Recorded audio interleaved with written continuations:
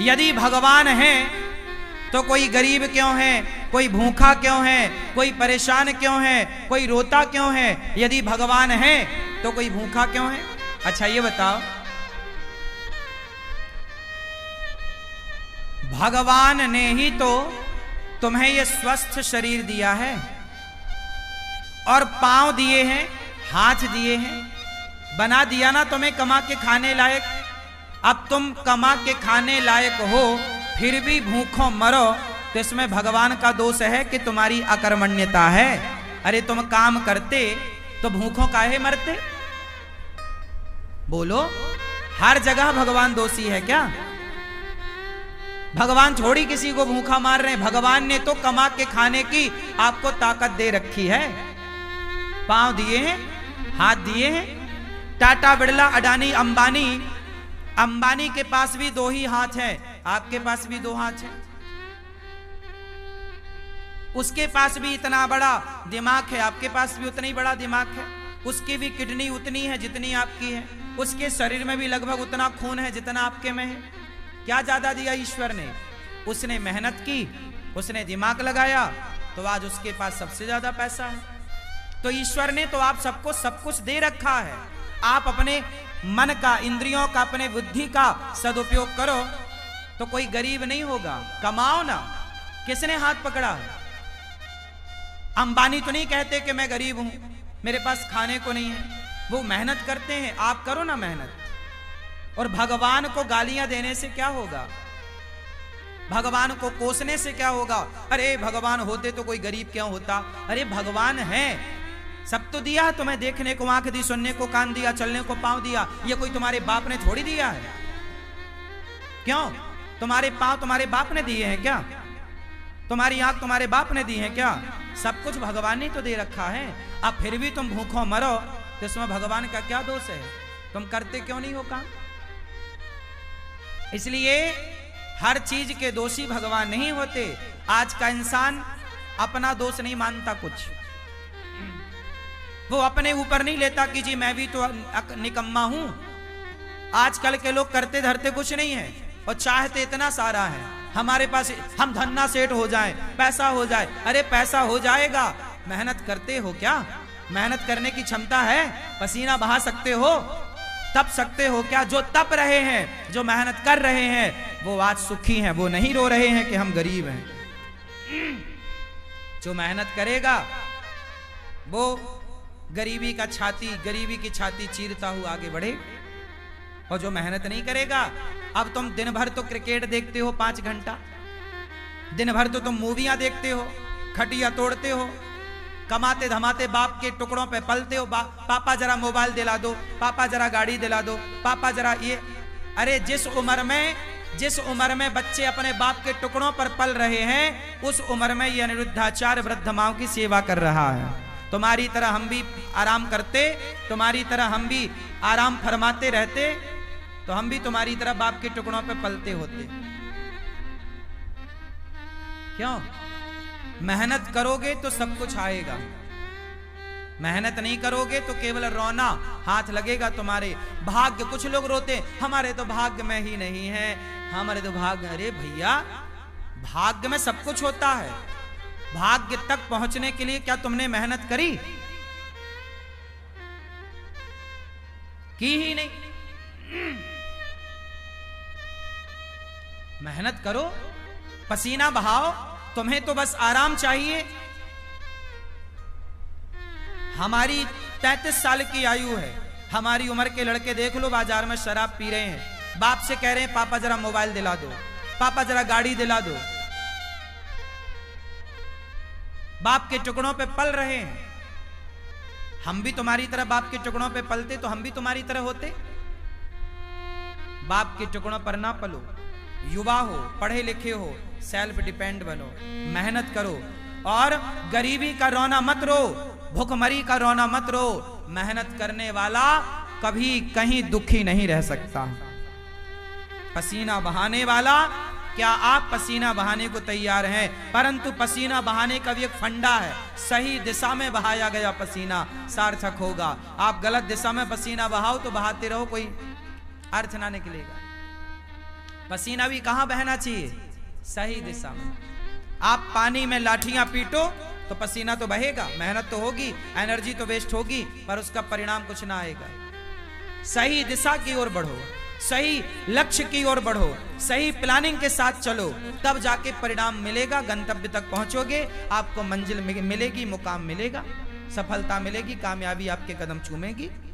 वरना रोते रहो फिर गरीबी के नाम पे, भगवान के नाम पे और भाग्य के नाम पे। ना तो मैं भगवान के नाम पे रोता, ना तो मैं गरीबी के नाम पे रोता, ना तो मैं भाग्य के नाम पे रोता।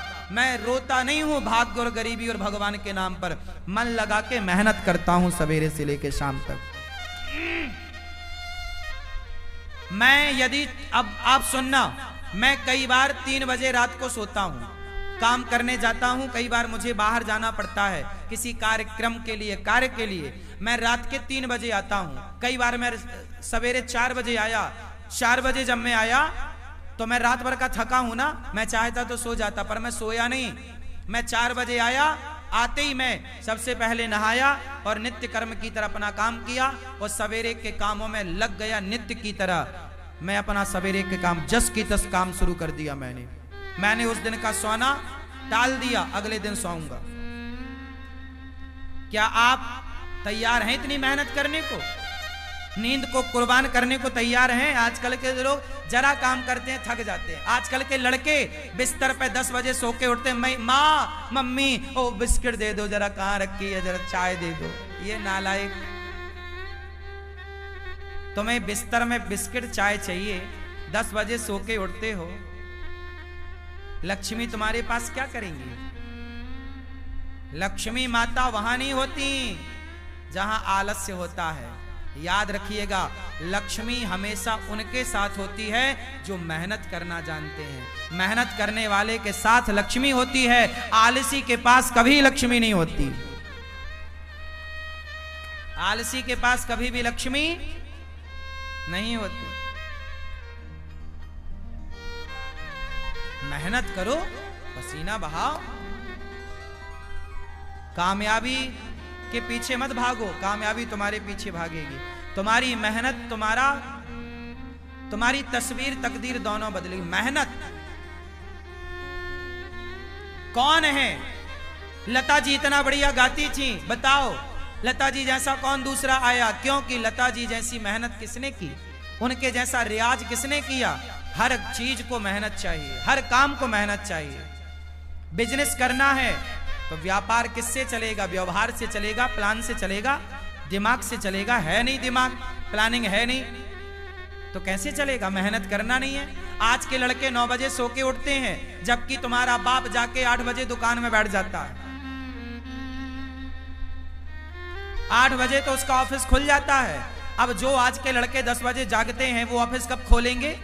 तुम्हारा बाप मेहनत करता था तो इतनी संपत्ति बना लिया, तुम अपने बाप की तरह भी ना बना पाओगे। बाप के टुकड़ों पे पलते पलते रहोगे, क्योंकि मेहनत नहीं है ना। और मेहनत होगी तो बाप से ज्यादा भी कमा लोगे। बात सही है? हाँ, मेरा सिद्धांत अलग है। मैं ये चाहता हूं आज का युवा 2020 होता है, लड़के नौजवान सारे मैच देखते हैं। मैंने एक दिन मैच नहीं देखा। मैं क्यों देखूं? पागल हूं क्या अपना टाइम वेस्ट करूं? पागल तुम हो जो अपना समय बर्बाद कर रहे हो। जो अपना समय बर्बाद करे उससे बड़ा मूर्ख कोई नहीं। सबसे बड़ा मूर्ख कौन? उत्तर दो। सबसे बड़ा मूर्ख कौन? जोर से। जो अपना गोल्डन टाइम, जो अपना समय बर्बाद करेगा, वो सबसे बड़ा मूर्ख है। और आज के बच्चे मूवियां देखने में, क्रिकेट देखने में समय इनका सार्थक जा रहा है कि बर्बाद? चाहे पाकिस्तान जीते क्रिकेट में, चाहे श्रीलंका जीता क्रिकेट में, तुम्हें क्या मिला? अरे चलो, भारत का मैच है, कभी एक आध देख लिया, चलो हमारा भारत जीत गया, चलो खुशियां मना ली, एक आध देख लिया। ये थोड़ी कि दिन रात तो मैच ही देखो। ये क्या भाई? जिस समय में आज के बच्चों को कामयाब हो जाना चाहिए, उस समय में ये चौका छक्के में तालियां बजाने में लगे हुए हैं। ये उम्र तुम्हारे सफल होने की है, ये उम्र तुम्हारे कामयाब होने की है। अनिरुद्धाचार्य जब 17 साल का था, जब मैं 17 साल का था ना, तब मेरे ऊपर घर की जिम्मेदारी आ गई थी कि घर में नमक है कि नहीं, तेल है कि नहीं, दाल है कि नहीं, चावल है कि नहीं, आटा है कि नहीं। यदि घर में चूल्हा जलता, मैं मेहनत करूंगा तो चूल्हा जलेगा, नहीं करूंगा तो चूल्हा नहीं जलेगा, ये स्थिति थी। 17 साल की उम्र से मैं कमाने लग गया, काम करने लग गया, परिवार की जिम्मेदारी कंधे पे आ गई और तब से काम करता रहा हूं। और आप अपनी एक माँ की सेवा कर लो तो बड़ी कृपा है। आज आपका ये बेटा, आपका ये भाई 280 वृद्ध माओं की सेवा कर रहा है, बेसहारा माओं की सेवा कर रहा है। और ये बच्चे अभी क्रिकेट देखने में लगे, समय बर्बाद करने में लगे हैं। सार्थक समय वापस ना आएगा। समय के पास इतना समय नहीं है कि वो आपको फिर से समय दे सके। समय समय पर होता है, समय समय की बात। राम जन्म का दिन बड़ा, कृष्ण जन्म की रात। सबसे समझदार कौन? जो अपने प्रत्येक क्षण का सदुपयोग कर ले, वो समय का सदुपयोग करने वाला समझदार है। समय का दुरुपयोग करने वाला मूर्ख है। और सबसे बड़ा धन है संतोष। जितना विधाता दे दे उतना बहुत है, लेकिन मेहनत जारी। मेहनत तो बहुत आगे करो, खूब मेहनत करो, लेकिन जितना मिल रहा है कंपटीशन मत रखो कि उसके पास ज्यादा उसके भाग्य का है, हम उससे कंपटीशन क्यों करें। मेरा कंपटीशन किसी से नहीं है। तेरे भाग्य का तू खा रहा है, मेरे भाग्य का मैं खा रहा हूं। तेरे हिस्से की मेहनत तू कर रहा, मेरे हिस्से की मेहनत सारे करो। मेहनत का फल ईश्वर देंगे। बस मैं मेहनत करूं, मैं आपसे ईर्ष्या क्यों करूं कि तुम ज्यादा कमाओ। भैया तुम भी कमाओ, ये संसार है, सब कमाओ। कोई हाथ थोड़ी पकड़ता किसी का। तुम अपने भाग्य का खाओगे, मैं अपने भाग्य का खाऊंगा। रावण अपने भाग्य का खाता, विभीषण अपने भाग्य का खाता। रावण के भाग्य में सर्वनाश था, विभीषण के भाग्य में लंका थी। तो भाग्य का कहीं ना जाएगा, लेकिन मेहनत करो। भाग्य भी तब आपके साथ देगा, भाग्य भी जब आप मेहनत करोगे। यदि विभीषण ने राम का साथ ना दिया होता तो क्या विभीषण का भाग्य विभीषण का साथ देता? इसलिए बिल्कुल पक्की बात है कि आपको सफल होना है, भाग्य के भरोसे रहना नहीं है, पर काम करना, मेहनत करना। खूब डट के मेहनत करो, तपाओ अपने आप को, काम की भट्टी में डाल दो अपने आप को, तपते रहो, सीखते रहो। हर दिन कुछ नया सीखो, हर दिन कुछ नया एक्सपेरिमेंट करो, हर दिन कुछ नया सोचो, हर दिन एक नए विचार के साथ जागो, हर दिन एक नई एनर्जी के साथ खड़े हो, हर दिन एक नया इतिहास लिखने के लिए तैयार रहो। क्यों मेरी मां? आराम नहीं। आज के नौजवान बच्चों की तरह मैं सोता नहीं, आजकल के नौजवान बच्चों की तरह मैं फूहड़बाजी नहीं करता, आजकल के नौजवान बच्चों की तरह मैं पिज्जा बर्गर खाता नहीं, आजकल के बच्चों की तरह मैं विचारधारा नहीं रखता, आजकल के बच्चों की तरह मैं सोचता भी नहीं। तुम जो सोचते हो ना, ऐसी सोच को तो मैं लात मारता हूं। तुम्हारी सोच घटिया है, बढ़िया सोचो, बढ़िया लोगों की संगत। कैकई माता ने, भरत जैसी माँ है, भरत की माँ है कैकई, राम ने दूध पिया है माता कैकई का, लेकिन कैकई की बुद्धि भ्रष्ट हो गई मंथरा की संगति से। जितनी बढ़िया संगति होगी आपकी, उतनी ज्यादा कीमत होगी आपकी। दुर्योधन ने शकुनी संगत करी, शकुनी की, और अर्जुन ने कृष्ण की संगति करी। मायने रखती है संगति कि आपके जीवन में आपका सलाहकार कौन है, आप संगति किसकी करते हैं। जितनी बढ़िया संगति होगी, आप उतना बढ़िया इतिहास लिखेंगे। गलत लोगों की संगति मिल गई। आजकल के नौजवान बच्चों की संगति ही तो गलत है, इनको सलाह देने वाले ही दो कौड़ी के हैं, इनको सलाह ही गलत मिल रही है, संगति गलत है, तो इनकी सोच कितनी बढ़िया होगी। आजकल का नौजवान क्या सोचता है? आजकल के नौजवान को 99 नहीं, 99 पॉइंट, फिर 99.99% लोग क्या सोचते हैं? आज के नौजवान बच्चों की सोच बोल रहा हूं। आजकल के बच्चों को क्या चाहिए? केवल मोबाइल बड़ा मिल जाए, बड़ी गाड़ी मिल जाए, ऐशो आराम मिल जाए और क्लबों में घूमने का मौका, बाप पैसा दे दे तो वो क्लबों में जाके रहे, पराई लड़की के संग नाचे, उसे आज ये चाहिए। आजकल के लड़कों को क्या चाहिए? फ्रीडम चाहिए। फ्रीडम में क्या? बढ़िया मोबाइल, बढ़िया लैपटॉप, बढ़िया गाड़ी, बढ़िया व्यवस्था, 5 स्टार होटल, बढ़िया एक लड़की चाहिए, उसके संग वो घूमेगा, लिवन में रहेगा, बस। इससे ज्यादा आज के ये लड़के सोचते क्या है? इनकी बुद्धि में केवल सुरा है और सुंदरी है। हाँ या ना? सुरा मतलब शराब, सुंदरी मतलब स्त्री।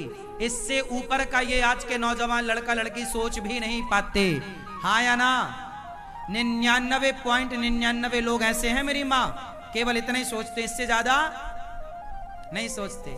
इससे आगे का वो सोचते ही नहीं कि मैं देश के काम भी आ सकता हूं, मैं कामयाब होऊंगा तो समाज को कुछ दे सकता हूं, मैं कामयाब होऊंगा तो राष्ट्र की सेवा कर सकता हूं। ये विचार ही नहीं है उनका। उनका तो बस खाओ पियो मौज करो। क्या है? यही है।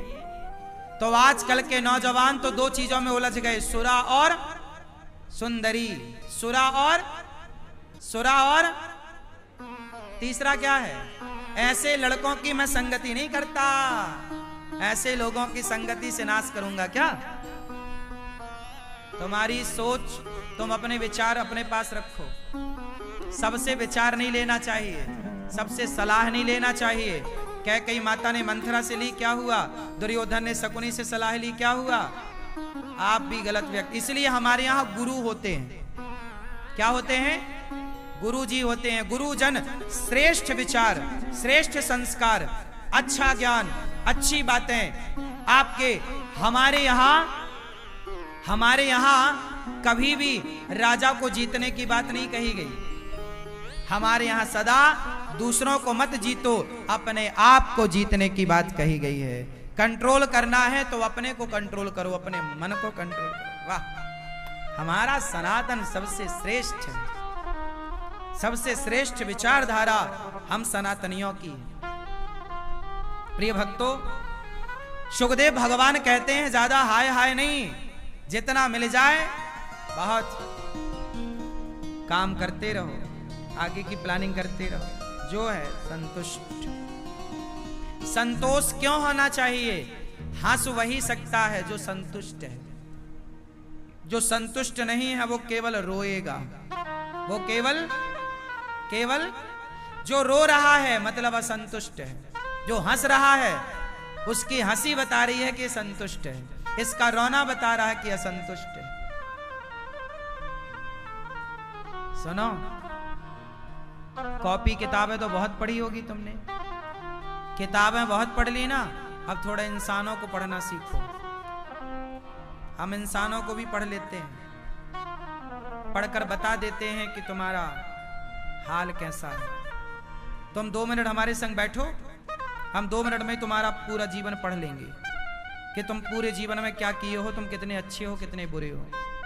और ये कोई बड़ी बात नहीं, ये आपका अनुभव है।